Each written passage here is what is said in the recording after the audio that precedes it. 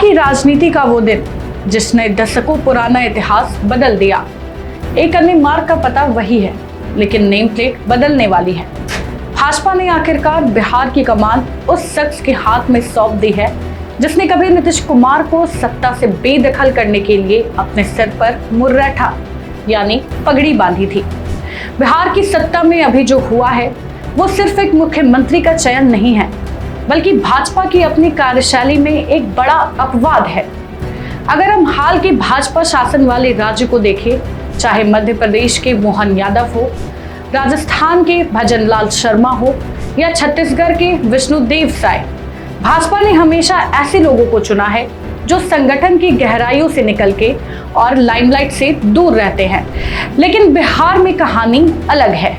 यहाँ भाजपा को एक ऐसे नेता के सामने सरेंडर करना पड़ा जिसका राजनीतिक इतिहास राजद और जेडीयू से जुड़ा रहा है।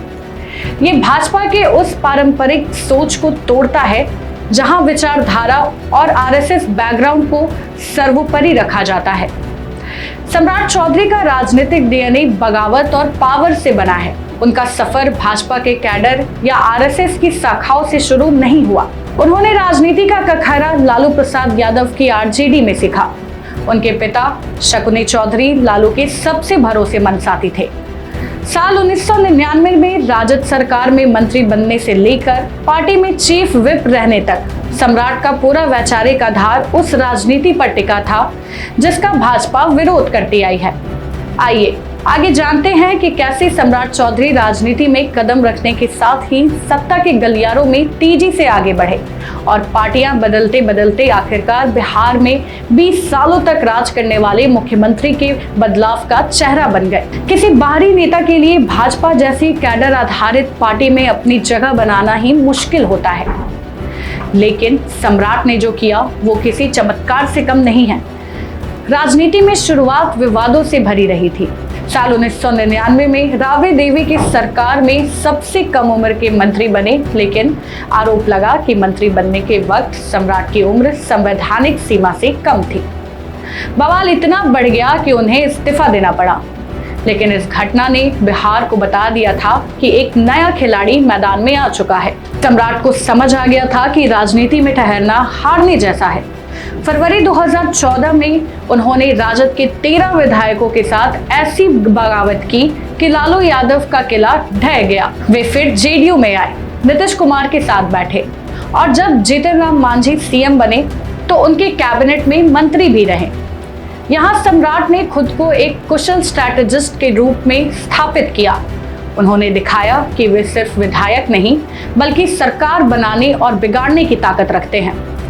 इसके बाद आया साल 2018, जब सम्राट ने भाजपा की सदस्यता ली और मात्र 8 सालों के भीतर उप मुख्यमंत्री से होते हुए मुख्यमंत्री की कुर्सी पर पहुंच गए।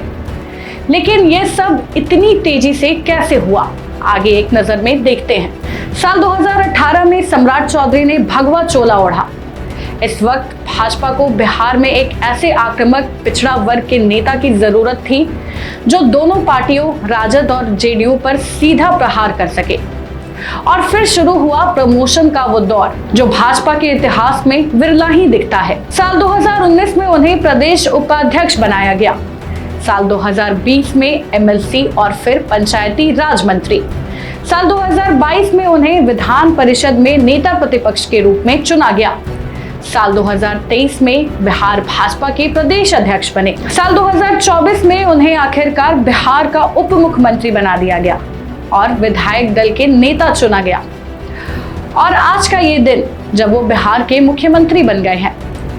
ये घटनाक्रम दिखाता है कि सम्राट चौधरी ने अपनी ताकत और उपयोगिता को इस कदर साबित किया कि भाजपा के आला कमान को भी अपनी रणनीति बदलनी पड़ी।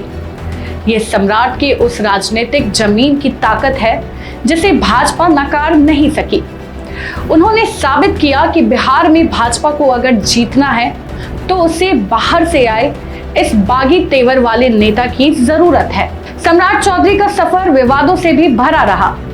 कभी उनके नाम राकेश कुमार को लेकर विरोधियों ने घेरा तो कभी उनकी आक्रामकता पर सवाल उठे, लेकिन उनकी सबसे बड़ी पहचान बनी उनकी पगड़ी।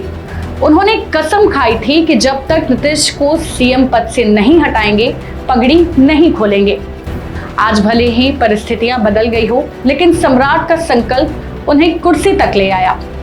सम्राट चौधरी का मुख्यमंत्री बनना इस बात का सबूत है कि अब भाजपा बिहार में बैकफुट पर नहीं खेलना चाहती है। उनकी पगड़ी यानी मुर्रेठा सिर्फ एक संकल्प नहीं था, बल्कि नीतीश कुमार और लालू यादव के खिलाफ भाजपा का सबसे बड़ा हथियार था। आज जब वो हथियार मुख्यमंत्री की कुर्सी पर सुशोभित है, तो सवाल ये है कि क्या वे भाजपा के कैडर और अपनी पुरानी राजद वाली जमीन के बीच संतुलन बना पाएंगे। बिहार की राजनीति अब एक नए ध्रुव पर खड़ी है, जहां विचारधारा से ज्यादा शक्ति और परिणाम को प्राथमिकता दी गई है। सम्राट का राज शुरू हो चुका है और चुनौतियां भी। क्या सम्राट चौधरी भाजपा के सबसे सफल प्रयोग साबित होंगे? आप भी अपनी राय कमेंट में हमें जरूर बताएं। जय हिंद, जय बिहार। वीडियो पसंद आए तो इसे लाइक और ज्यादा से ज्यादा शेयर करें। हमारे चैनल को सब्सक्राइब करना न भूलें, ताकि आपको हर जरूरी खबर सबसे पहले मिल सके। अगर आप किसी खास विषय या मुद्दे पर वीडियो देखना चाहते हैं, तो कमेंट करके जरूर बताएं। आपकी राय हमारे लिए बेहद अहम है।